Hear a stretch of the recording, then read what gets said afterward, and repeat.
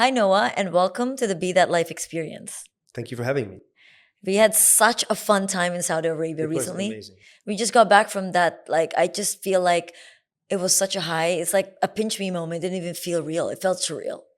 And to be honest with you, it felt like 3 weeks. It was just 3 days. Right?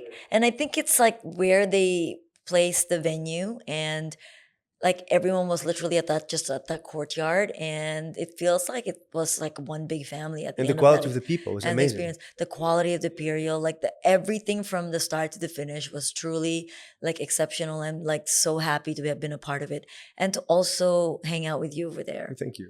Mr. Peptides expert. Yes. And I'm very, very excited for this particular episode because peptides is something that I've been curious about and have been hearing about for so long and have been speaking about with some of my guests on my show, never really in depth that I'm going to go through with you today. But, when I found out that you were speaking at the Xeno Summit on peptides and the fact that you just blew up on social media about all the things that you talk about, I think it's the right time to have this conversation, I think so too. right? So let's dive into it. Let's But go. before we really get into this topic on peptides, I want to understand what got you into that space and who is Noah? Yeah, I studied the AI first, and then I went into real estate. But my passion was always health. So after that, I married a medical doctor. I studied ND, naturopathy, and yeah, went and started helping people with modalities that most the medical system didn't had or didn't want to use. So that's how I got into it, and then just word of mouth did the rest. If you solve a solution, if problem, then someone refer you to someone else, and that's how it grew. So did you get like a massive influence, do you think, from your wife? To be Was she honest, like the catalyst to you moving forward and pursuing something you really yeah. wanted to do? So the catalyst, I was living in South Africa. I had a chain of restaurants, 21 restaurants called Rhapsodies. And there I sent an email to all the employees, whoever have diabetes. In South Africa, there's a lot of people with diabetes. Send me a message and I will help you get rid of it. There were like a couple of hundred people that sent me a message, and 82 showed up. And after 4.5 months, 82 people got rid of diabetes type 2. Oh. Just through lifestyle, some supplementation, movement, and nutrition. So I got so much love out helping other people that I thought I'm going to dedicate my life towards this. And that was the catalyst. And funny enough, like at many medical and biohacking congresses and seminars, they always say to my wife, she said, wow, you influenced your husband so much. She said, actually, I've learned everything about longevity and biohacking from him, because at med school, we don't get any type of nutrition or peptides, or it's mostly focused towards acute help if someone gets intoxicated right now. But a slow parasite or a slow heavy metal detoxification, we don't get it, unfortunately. Yeah, I know it's always been the issue, right? Like how much we speak about the kind of training that doctors get. And because of that, there's a lot of misdiagnosis in the world because of these type of trainings, right? And also I mentioned it and I speak about this all the time, is what you have learned 20 years ago doesn't really apply now. So a lot of the times like doctors they're constantly learning. But a lot of them are not evolving. They 100%. still doing the same protocols they did like 20 years ago. The half-life of medical knowledge, and this is a Harvard Medical School research, is only 76 days. So if you're a doctor and you just finished the course, after 76 days, you need to upgrade your knowledge. Combine that with the delay between something getting discovered and something being used in medical mainstream is 17.2 years. And that is the average. And that's why peptides that has been here for 5, 6, 7 decades, only now they're getting kind of some traction through the GLP-1 movements, right? Exactly. So I said on average 17.2 years, and some much, much longer. So combine that with that the reference range labs has changed in the last, like in 1950, the testosterone levels were double than of today, Yeah. right? So wild. that because of reference range change. And how often do you go to a doctor that tells you, no, you're fine, you're in within normal range? Yeah, of 2025, not 1950. Right. So they're always comparing it. That's a good point you make, actually, because the comparison is the normal range within now, but not understanding that actually the normal range before was way different than what it is now. But we don't bring that up. That's a great point that you make too. It's not something that we say, okay, actually back in the day was a healthier range than what we are today. More And we're close to basing our it. race, more close to our human species, right? Yeah. Well, now it is because how do they measure reference range? Is you get 15,000 people, 40,000 people, and they measure the reference range of these people. But who go to the lab? People who have a problem to test themselves. Most healthy people don't go to the lab until there is a Exactly. problem, Exactly. right? So that's how it changed and shifted. And for people that are hearing about peptides for the first time ever, like how would you explain this to them in like really simple Simple way, biological yeah. terms? So the medical term is it's a short amino acid chain between 2 to 50. The simplification of that, see it like amino acid is a letter, peptides is a word, and proteins are the paragraphs, right? And the words are the messenger to tell your body, do this, do that, regenerate, heal, and that's what they do. And we have 250,000 peptides in our body, from your gut to your brain, to your eyes, to your nose, to your skin, to your joints, your muscles, your sexual organs, like literally everything there is a peptide. And you own clinics, Yes. and this is something that you help patients with in your clinics. Is it like physical clinics, telehealth clinics? Yeah. What is your clinics? So we have first GMP pharma grade lab where we produce the peptides Okay. and where we produce exosomes and stem cells. And the clinics are our lab to help patients Yeah. in a holistic way, from gut, from heavy metals, from parasite, but also combining these natural methods with 21st century solutions like peptides, like hormone restoration, like stem cells and exosomes. So how does that work? So someone comes to you, they're like really curious about the peptide space. How do you help them? What's the motive? What's the motive of a modality that you're providing people? So that's a very good question. We get a lot of people that says, "Oh, I just want to buy peptides," right? The thing is, you have to think like this: peptides, and we did that in the beginning. We stopped selling just peptides because you need blood work for that. You need to know where it's coming. Sometimes you get peptides, and we get that a lot. People come to us and say, I'm not interested in peptides. I'm interested in the other things that you're doing. Peptides, I tested, I tried them, didn't work. The thing is, they didn't work because you had such a high inflammation, or or your hormones were imbalanced, or you had many deficiency in minerals or vitamins. That yeah, of course they will not work. So that's why we always do more a holistic approach, which means which protocol, which peptides. Some peptides they negate each other. People take them together as a stack and suddenly they don't work, and they think, oh, peptides don't work, or they have deficiency and they are anabolic, which means they make your body younger, let's say, simplified. But you have to think like this: if you're going to upgrade your car to a Ferrari, your Ferrari will need different type of oil, gas, brakes, and if you don't upgrade your body with that, it's not going to work, right? So you really need to do it with a medical way, pharma grades, and not. I see a lot of people, even 3 days ago, I spoke to a very, very famous doctor, maybe the most famous doctor in the world, and he was using for research purposes only peptides. And he didn't know there was endotoxins in it, heavy metals. He didn't know that it was unstable, and if it's unstable, it's not working. And he had a knee injury, and he said, yeah, it's not healing. But he was not using the right peptides. Exactly. Right? So yeah, the peptides are very powerful compounds, biological compounds, that need to be taken with care and with a very specific protocol. Because more and more I see from other friends that are medical doctors that are working in hospitals that more people are getting hospitalized taking peptides. It can be a reaction, it can be an inflammatory reaction, it can be autoimmune reaction because of the toxins that they took or the wrong protocol. But when you get somebody to do a blood test, what are you looking for? So first we're looking for the hormones. We're looking for the cardiovascular health, and we are looking for any type of inflammation and toxicity.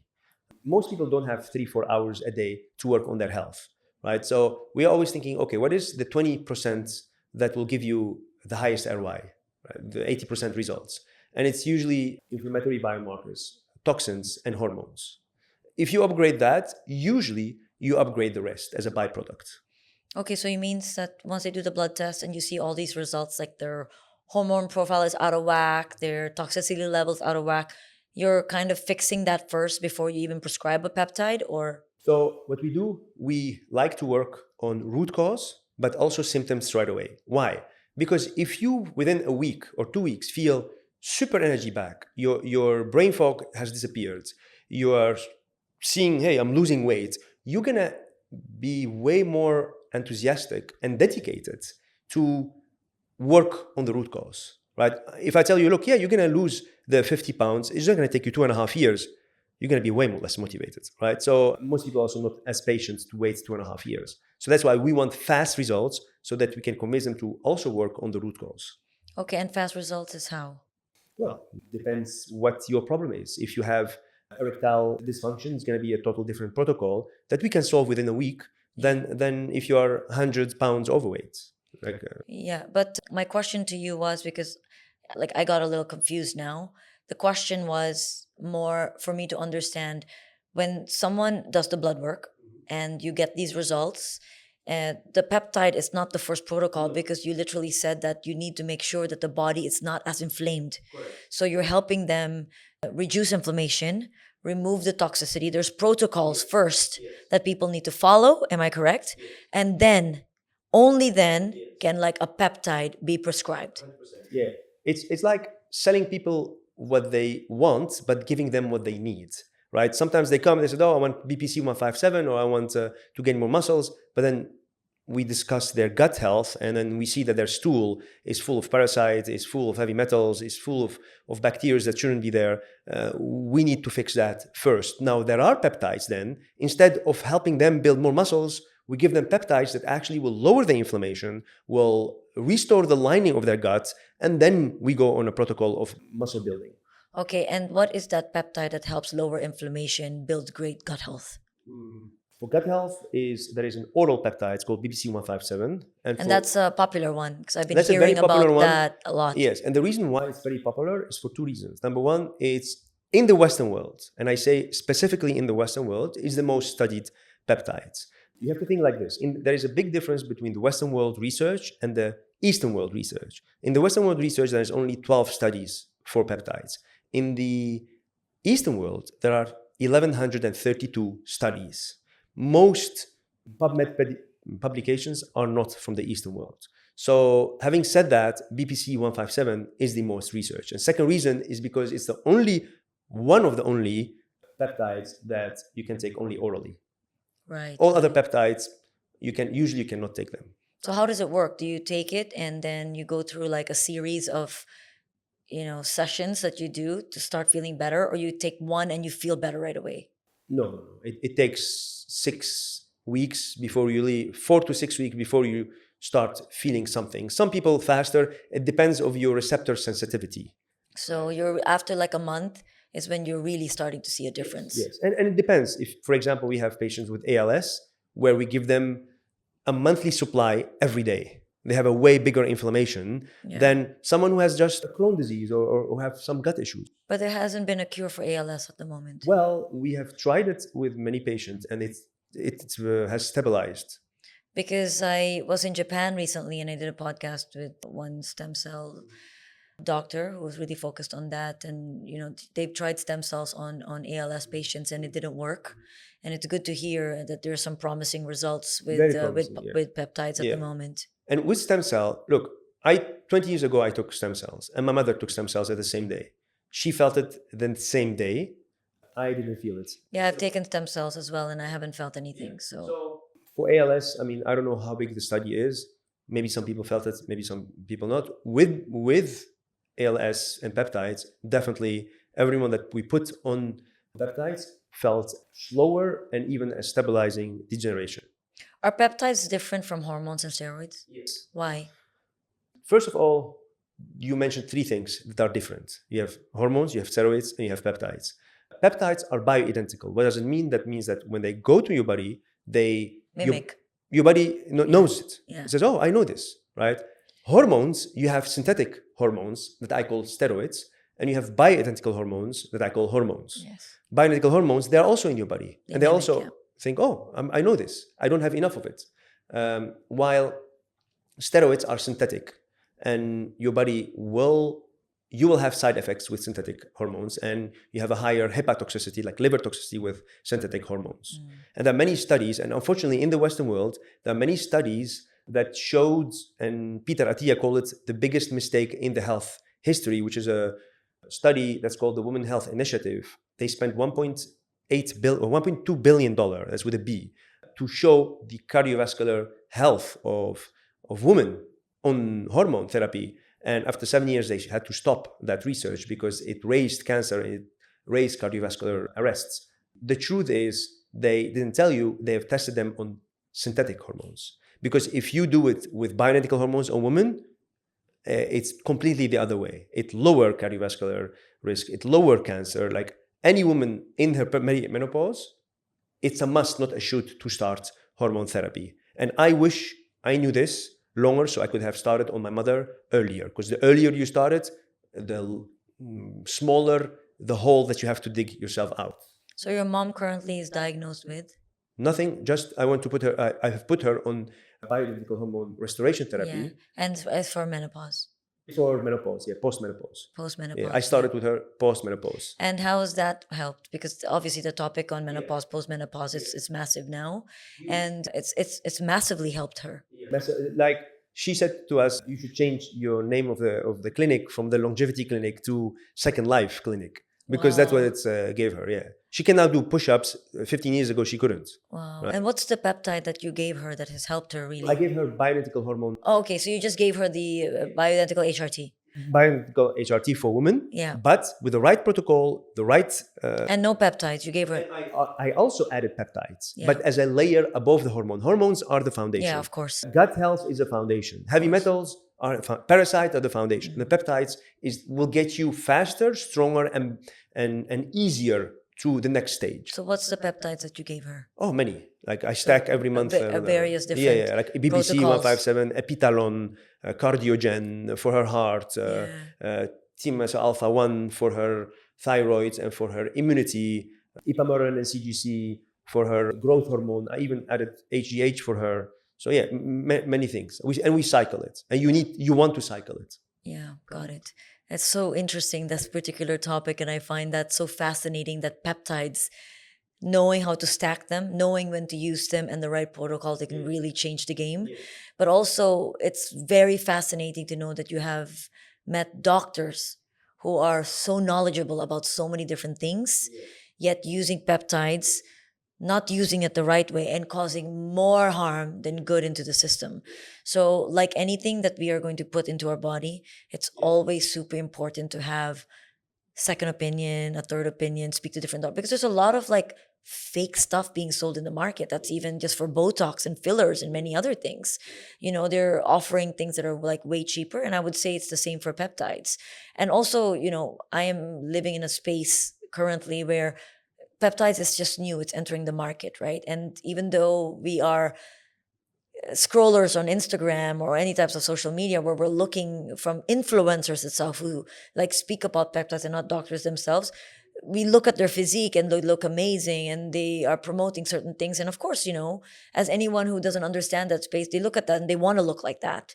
So automatically it's this whole comparison mindset in a sense that, okay, if she looks like that in her 40s, it means she's taking that peptides. I can look like that in my 40s too. And without proper consultation, you're just going to go and ask someone like yourself or others, or like maybe prescribe you with this particular peptide, and I want it, you know, because it's helped me reduce weight. It helps me feel better. I start to look younger, not really doing the research behind that, right? And I think that's very, very dangerous. And also, like even I, on my social media, whenever someone asks me which peptide I should take, I tell them, I don't know, consult a medical doctor. And I can introduce you to a medical doctor. We have 17 medical doctors, but I'm not going to be that person that tells you what to take. Now, do I have an opinion? Certainly. After working with thousands of patients, I do know what you take, but it needs to be based on blood work, based on your symptoms, because sometimes you have perfect blood work, but if your symptoms, you know, are showing me something else, I mean, who cares then about the blood work, right? And then your goals. So you need always to have a holistic view, not only what's your blood work is, but what's happening in your life and how all the other things are functioning. And unfortunately, look, we are in a very unique positions because we created the peptides in a GMP from a grade lab, and we distribute it to many clinics, and we get feedback from them and from their patients. We learn and we get so much information, we kind of create a pattern recognition based on that and all this data. How do these naturally occurring peptides change as we age? Well, it's the difference when you look at your 7 or 10-year-old nephew jumping on chairs and crawling, and you think, where the heck do I get the energy from? It's his peptides, right? It's his mitochondrial health. It's the peptides that's the reason why, for example, a 15-year-old person, when they get injured, within a couple of weeks, boom, they are back on track. While you or me, we're gonna need a couple of months to heal again from an injury or from a scratch or from a. So that is the peptides are. You usually lose around 14% per decade of your peptides, and based on your stress and lifestyle and oxidative stress and your nutrition and toxicity levels and your hormones. So yeah, that's what peptides decline. And the only thing that you're doing is replenishing, right, what life and has taken away. Correct. It's the same with collagen and Exactly. And a lot of people says, no, but it's not natural. So, well, you're taking magnesium. You said, yes, but that's natural. No, it's not. You cannot find a plant or a tree or an animal where you can take the magnesium pill from that plant, right? It's man-made, it's synthesized in the lab, and you should look at supplements also as drugs and take them based on blood work, because you can get a kidney failure from too much zinc or too much B12. and that's why they always say that it's less beneficial to take IV drips in higher dose for NED because they feel like they overdose it. Then Yes. I take NAD plus with MOTS-c. It's a great combination, but I do it microdose injection every day. And also I cycle it, obviously. So IV, I don't like IV. Yeah, it gives me a rush in my head and it's like boom. And yeah, I prefer just to microdose it. So I want to talk a little bit about my own personal family history, right? And I think this is a beneficial topic to talk about because we've been programmed as a society to think that genetically, when our family develops something, we're going to get it. And now based on epigenetics, we know that that can change. So people that have, a family history of obesity, people that have a family history of diabetes, heart attack, hypertension, even things like glaucoma, that you will automatically get it. And I asked you this question earlier before we even got on the show because right now, my mom, she's 72 years old, and she has been in the last, I would say, 6 years, been dealing with what has been diagnosed as early onset of glaucoma, right? And they have prescribed her with these steroid drops that she uses every single day, and she's basically like hooked on it for life because the moment she stops doing that, it automatically gives you the risk of that pressure going lower than 20. And because of that, as a family, we worry about her and we're wondering, like, she's super fit. And again, you said that this whole term about being fit is also a loose term because you could be super fit and tomorrow be diagnosed like stage 1 cancer. Before we dive in, a quick thanks to our sponsor, Gabbit, which is a longevity ecosystem helping you live healthier and longer. I'll be honest, I could never wear a smartwatch consistently. It's too bulky for workouts, uncomfortable to sleep in. I'd take it off and forget about it. Then I tried the Gabbit Smart Ring, and it completely changed the game for me. I like that it's sleek and so lightweight, I even forget that I'm wearing it. It's the only wearable that can track all 4 pillars of health, which is my sleep, my stress, my fitness recovery, and including my nutrition. And as a gut specialist, you can only imagine how important the nutrition aspect is for me. Plus, the AI voice food logging is absolutely genius. You just say what you ate and it logs everything instantly. It even has this AI health coach, PEP, to help you track it at all times. No daily charging because the charge lasts up to 10 days. Just smart data and actionable recommendations that truly helps. Check it out at gabbit.com and use my code MaryC for an additional 5% off. First of all, like the most dangerous sentence in longevity space and biohacking and regenerative medicine. It's I live a quite healthy lifestyle, right? And I call it the inflation of health. As I told you earlier, like 200 years ago, if you could read, write, and count, big chance you can become wealthy. Nowadays, good luck finding a cleaning job. Same with health. 100 years ago, eating quite healthy and being quite healthy was actually quite healthy because you ate local, you ate seasonal, and it was from the farmer around the corner, right? And you had no toxins. There was no medical prescriptions that were urinated in the water that went into our plants and that we ate it back. Now, like we are bombarded by endocrine disruptors and heavy metals and toxins and microplastic and EMF and 3G and 5G and you name it. And it's just impossible to be just quite healthy. You kind of have to become the CEO of your own biology and be almost super active on creating a lifestyle that is for other people it's too much for most people. So 21st century problems need 21st century solutions, and that's why peptides comes very well into this equation above the foundation, which is actively detoxifying heavy metals. You didn't need to do that 200 years ago, right? Actively detoxifying the microplastic, actively detoxifying the spike proteins and the inflammatory proteins and anything that the modern life gave you.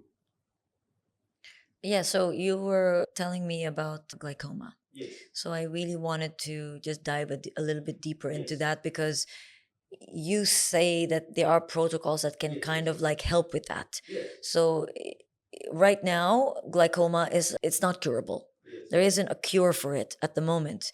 And no matter how many specialists we go and take my mom to, right now the only solution for her has been the drops. Yes. Or what I've been reading online is that you could go on surgery. So what are your thoughts on that? Okay, so first of all, you have to think like this. Every specialist is a man with a hammer. And in a man with a hammer, everything looks like a nail. And that's why I don't believe, and that's why even in our clinic, I don't believe that one doctor knows everything. And whenever we look at a patient, we look at it from different angles because each has his own glasses, right? That's number one. Having said that, I believe that glaucoma, based on the research that we have done and the protocol that we have written for people with eyesight challenges and glaucoma, it's a couple of things. First of all, it's a heavy metal intoxication. And nowadays, I'm sure you've heard it, it's not if, but it's more how much you're intoxicated. And what toxins, and especially microplastic, does is that they clog the receptors. So the communication between your brain and your eyes is not optimal, right? That's number one. Number two, it's an oxidative stress. So what you want to do when someone has any type of glaucoma or eyesight problems is you want to take out the stress. And I tried that with an assistant. Her name is Laith. I took her to a detoxification process and she had -7, her glasses. After the third day doing a detoxification process, which we went very, very deep with it. I'm talking about colon hydrotherapy. I'm talking about every herb that was scratching her guts to eliminate the toxin and the parasites and the heavy metals. She could not use anymore her glasses because her eyesight went back to normal. No Yes, way. yes. That was only after 3 days. So oxidative stress is definitely one of them. Parasites and gut disbalance is definitely also another element that we advise. And obviously aging, and that's why hormones, we always put people on hormones, even people that are 70s, like my mother, right? And then you add peptides, and there are very specific organ-specific peptides for glaucoma. Okay, could you talk about what those are? Yes. We always add thymosin alpha 1 and cardiogen for the elderly. And there are some other peptides based on the blood work where we can see, okay, there is too high inflammation, the inflammatory biomarkers are too high, and then we add peptides that will lower that inflammation.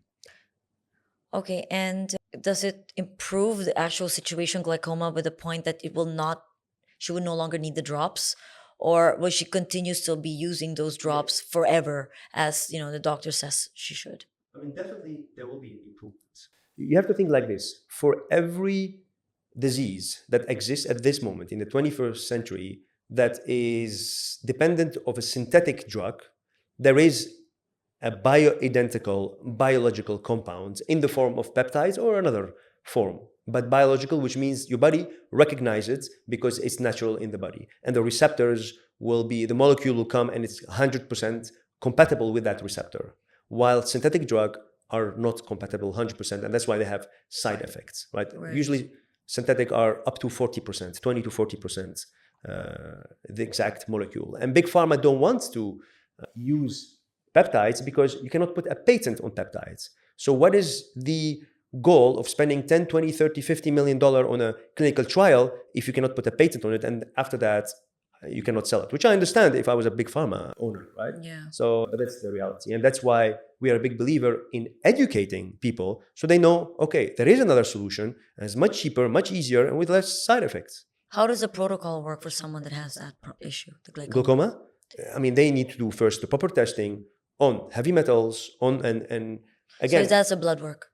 No, that's not blood work. So for example, for heavy metals, what are you doing tests? You have to do a challenge test, which means we give them a specific chelator that will enter into the body, bind to heavy metals, and then we collect 6 hours their urine. That chelator will take the heavy metals from your bones and soft tissue, and then we know, okay, there's mercury, or there's aluminum, or there's cadmium, which type? And then based on the type, we'll give them a chelator to take out the heavy metals. What's a chelator? A chelator is a compound that you take that comes into your body and binds into the heavy metal. And then it pee it out. You have to pee out. And you have to, again, with heavy metal detoxification, you do need to have the right protocol, the right medical assistance, because we had many people who come to us and we tell them, look, we need to do heavy metal detoxification in your body. So no. Always when I do that, I feel worse. Yes, that's because you didn't do the right chelation process, and these heavy metals were redistributed, and sometimes redistributed in your brain. So they felt worse, they felt depressed. Some people even committed suicide from heavy metals, right? From mercury. So we had a lot of people who were in depression and anxiety. We just took out the heavy metals, we upgrade the hormones, suddenly they didn't have anxiety. Okay, so my mom needs to definitely do these tests. You need to have a holistic view on the body. It's not only the heavy metals, it's not only the gut, it's not only the hormones, it's not only it's everything. Yeah. So I'm going to get my mom to come and see you definitely, and to try it out and to see the protocols, because, as we age, of course, things don't operate the same way anymore. 100%. Right? And if you're not, because I look at her and she's still extremely healthy, and there's obviously just that issue. But having to hear this from you right now and talk about the peptide space, it gives me so much, hope that now she can be saved, because her mom went through the similar situation and then she went blind. So she actually lost her eyesight in both eyes. Yeah. So there are two things I want to share with you. The stages of disease and toxicity transgeneration. Yeah. And what do I mean with that? There are 7 stages of disease. Stage 7 is autoimmune disease, degenerative disease like glaucoma, cancer, and other nasty disease, this is called the fungation stage. Stage 1 is innervation stage, which is gut problems and hormonal problems. So you want to kill the head of that dragon from stage 1. And most people forgot to listen to their body. They said, I'm quite healthy. Yeah, I only go to the toilet 3 times per week, but that's okay. I'm fine. Yeah, well, fine is today is the problem of tomorrow, right? So you don't want to be fine. You want to be optimal. So that's number 1. Number 2, toxicity is transgenerational. What do I mean with that? We've given toxic elements to mice. And after that, 3 generations downwards, we put them in a environment that was regulated, where everything was clean, the air controlled. And we have seen toxicity in their bones, that same toxin, up to 4 generations in mice and up to 8 in cats. So if you don't care about yourself, if you are a parent or you're going to be parents, definitely at least care about the 2nd, 3rd, and 4th generation. Yeah, absolutely. I think that's the problem today, right? We're not caring about that, and we don't really understand transgenerational issues and problems, and what our parents carry. Automatically, you either born carrying some of that problems, not just toxicity, but emotion-based issues, right? Which then harbor to become disease because you're not doing anything about it.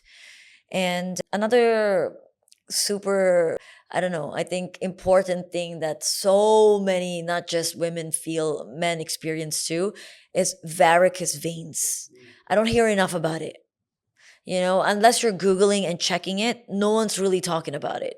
And I remember my mom, she would tell me when we were younger, don't put it's, I think, a superstitious thing, and like probably like their culture, where never put your feet in water when you're tired. You're going to develop varicose veins. And because the thing is, like, she has extremely terrible ones, like protruding and everything.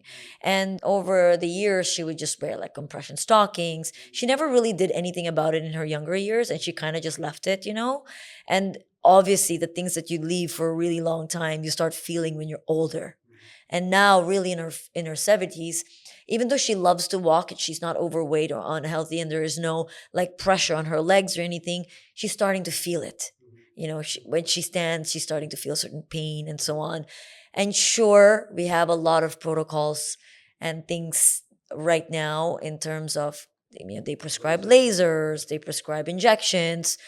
What are your thoughts on that? And how do you help somebody who's going through those similar situations right now? Yeah, I mean, what we do is angiogenesis. What's that? Angiogenesis is the creation of new blood vessels so that the blood can get space. There are specific peptides for that. 70s, you can take Yeah, that? yeah, 100%. Obviously, as you said, laser. I mean, that's created for acute solution. But it's not acute anymore. Well, if you do the laser, it will take that pressure out, right? Got it. So it's acute in that way. It doesn't solve the root problem. Yeah. What are Does it things- come back after laser? Yeah. After, if you don't work on the root cause, definitely it come Yeah. back. So what's working on the root cause? Working on the root cause is movement, right? It's adding more nitric oxides into your body, more oxygen, less CO2. All that will definitely make your blood flow better, and you will get less of these symptoms. So definitely root cause, and heavy metals again, and hormones optimization will also make your cardiovascular health, which also will help with the blood flow. It's all kind of a cascade, and that's why when you use a peptide, it doesn't solve just one thing. It's a cascade of elements because it's a messenger with a domino effect, right? So that's why it's just actually telling your body, because you ask what's the difference between hormones and peptides. Hormones are actually exogenous, right? You add something to your body that your body doesn't have enough of. Peptides are messengers. So they tell your body, hey buddy, you need to make more of this, right? So it's just a message to your body to do a specific task. Yeah. So it's like just cultivating what you already have initially. Exactly. And it's sending the signals out. You need to make more. Exactly. But at a certain age, you just don't have enough of it. And then you definitely need to add exogenous. And that's why, for example, we get people who are in their 20s that want to go on TRT or restore their hormones because they have very low hormones. Well, no, that's not a solution. Then we put them on peptides and on a natural health protocol to get rid of their low hormone deficiency. There's a lot of talk now too that women who are taking peptides or people taking peptides just starting to look so much younger. Why is that? What is it what are the type of peptides that they're taking? Is it that they're taking peptides for something else, and the side effect of that is that you're just starting to, because obviously peptides is regeneration, repair, that's what it's doing to the body. So the byproduct of that is that you automatically fixing the biological issues that it's starting to show externally. For example, if you fix your gut, well, your gut will affect also how you look on your skin, right? Yeah. So you take a peptide for your gut, but your skin as a byproduct, and your inflammation goes down, so you can train harder, so suddenly you become leaner. So it has suddenly so many side effects. Plus, if you're going to inject something, or if you're going to take something that is it's not cheap, right? It's into your body, there is some type of identity shift. And the true change with health in people that are healthy and that are consistent with their health, it's not, okay, I'm going to train, or I'm going to be healthy from Monday to Friday, or I'm going to train 3 times per week. No, it's on identity change. I look at alcohol like it's heroin, right? I'm not going to touch alcohol because it's so far away from identity. While back in the days, it was not a problem for one glass of wine, red wine, once in a while, because it's an identity shift, right? So, and when you inject something, like you really feel, okay, during that protocol, I'm gonna eat very clean because I'm injecting something, right? And how about for people who are getting older? And I mean, there's two aspects to this, right? There's people that are getting older and losing muscle mass because they don't work out and they don't train at all. Are peptides helping with that? Is the first question. Definitely. But ask your second question. And the second question is those that have taken a GLP-1 and have abused it, don't know how to use it properly, have also lost a lot of muscle mass. And so, how is peptides helping those two scenarios? So for people that lost muscle mass, which is called sarcopenia, it's the Yeah. pathological loss of muscle Yes. mass, you want to fight it with lifestyle training and a very specific training for older people. It's not like you actually, I train like older people, which is very slow and very intense at the same time. To ignite muscle mass, but muscle strength is more important. And the most important side effect of that type of training is bone density. Yeah. Right? Bone density goes up. And some peptides, like follistatin, for example, will raise the muscle strength in elderly people and in younger people. It's used for people who were in coma. After 3-4 months, they lost all their muscle in the legs and the rest of the body, and they put them on follistatin and they come back much, much faster, right? There is a peptide for follistatin and then gene therapy for follistatin. Peptides is the cheaper version with the same effect as gene therapy. Then the second question that you asked regarding people who were taking, like how to do that, is lifestyle. Like lifestyle is what will get you Back on track. Yes. It's upside. Like for strength building, you mean? Yeah, I mean, once you've been on a GLP-1, them have lost a Yeah, lot of no. weight. We will never prescribe GLP-1 unless you're morbid obesity Exactly, and that's it's a what I'm life or saying. death. But a lot of people are taking GLP-1s Yes, and yes. you're not morbidly obese. No, and the reason is why I will not give it, not because I don't want to give it, but because there are 10 times better peptides Protocols. that will make you lose the fat. So can you explain which ones those are? Because I'm curious to know. Totally. Like there is a peptide called AOD, there is a peptide called SS31. You can combine it and stack it with MOTS-c and NAD+, and that will give amazing, humanin will give you amazing effect. And there's also another peptide that's becoming more and more known. It's called retatrutide, right? That also has less nasty side effects. And always with a high protein, high fat diet, a high fiber diet, and low carbs, and then adding training to it, suddenly you have zero nasty side effects of the GLP-1s. But most people don't do that. Do people actually have any side effects from the peptides? 100%. Like for example, for GLP-1, it can rupture your gut lining, right? I've tried it. I've tried it one shot of tirzepatide because I always want to try everything that we prescribe, and never again. Like it's so powerful. You felt it on that first go. Yeah. On nauseous, my gut was disturbed. It took like a month just from one injection before my gut came back into. So I will never prescribe it because we have other also solutions. Yeah, and the other solutions that you mentioned, especially that Retatrutide. Rita, It's also a Rita- GP1, but Rita- it's Ritatrutide. Yeah. It's what I've been seeing online and everywhere. And like, how many sessions do you need to do of that to actually see the difference? So, what does it actually do? Does it help your metabolism speed up better? Does it help like dissolve fat? 100%. So it doesn't help you dissolve fats. You can stack it with other peptides that will make your mitochondria more efficient. So it burn faster fat, more efficient fat, I should say. But what it does, it stops your appetite and it does boost your insulin sensitivity. So now I'm in my 40s, and of course, you know, I care about anti-aging, I care about everything health related and longevity. And if there was just one peptide that you were to prescribe to somebody at over the age of 40, what would that be and why?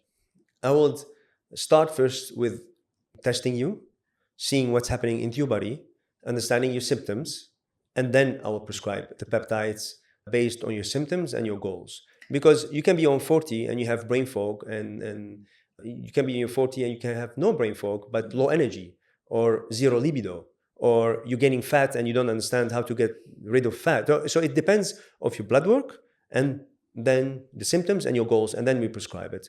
But I would advise everyone to do, like in November, it's going to be 23 years that I didn't get a flu, never sick, no nothing. And the reason is obviously many things that I do, but from a peptide point of view is thymosin alpha 1 that boosts the immunity.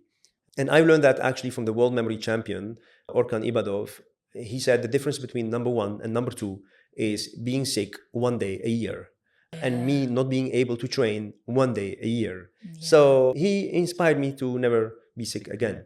So that's something for your immunity. Another one for Epitalon, which will make your telomerase, which is the genetic copying in your body, more efficient and more in a young, full copy, let's say. So the Epitalon definitely has been shown to be very efficient for people who are older and slower aging.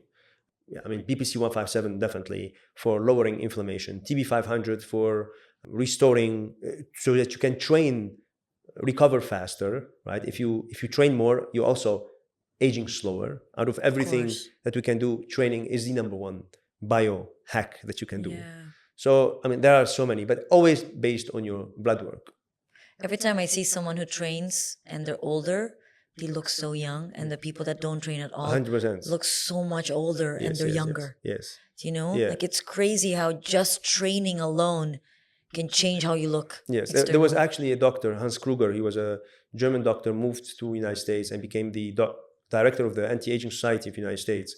And he did for 42 years some research around longevity. And he was curious, what is that one thing that will actually make you live longer? And he split test a group of people that were smoking and training and a group of people that were non-smoking but also not training. And the people that were smoking outlived the people that were non-smoking just because they were also training. That is incredible. Yeah. And it's not 5-10 years, 42 years long he did this research. Wow. Yeah. That's just remarkable. It's amazing, yeah. So honestly, like you could have vices, but as long as you're Yes. lowering your inflammation, because I know people who drink and smoke and do all of those things, but they're training and their body's insane and they're not getting sick. No. Opposed to people who are living that same exact lifestyle of having all of those vices, but they're sedentary. Exactly. And you can see they don't fight inflammation every day. They're not repairing. You know, if there's one misunderstood fact that you believe is happening in the world today when it comes to like peptide science, what would it be? That they're not natural, that they're steroids, that they're dangerous, that for research purposes only are good enough, that a Rolex of $300 exists. No, it doesn't exist. If it's a $300 Rolex, you know it's fake, right? Peptide, same. If it's cheap, you know it's fake. So, these are the usual suspects when it's about peptides. And if someone was to now start their peptides journey, and they maybe don't have access to you or, want to figure out a way what works best for them, they're obviously going to get the blood work done, do all the things that how do they know what's the kind of peptides they're taking if it's the right peptide? Like the medical doctor will talk to them and based on the blood work and the symptoms, we'll create a protocol that will help them achieve their goal faster. What I mean is the actual peptide that is given to them. How do they know? How do they know if it's pharma grade or not? It's a particular, yes. Oh, I mean, we only produce, the doctors that we have are not allowed to prescribe, first of all, for research purposes only. And we produce the pharma grade peptides in our lab and we can send them our CGMP license and working with people globally and you just send them the protocols and send them all of the peptides and explain to them what needs to be done. And they get the medical, we do the shipping and then they get the medical executive assistant that guides them from food to supplements to training they get a coach and they get a medical doctor. Where do people find you? And on Instagram, they can send us a message and then my team will take it from there. This is incredible. Thank you so much, Thank you for having It's me. been such an insightful conversation. We definitely need to do a part 2 of this because there's so 100%. much more to ask. And speak to you soon. Thank you.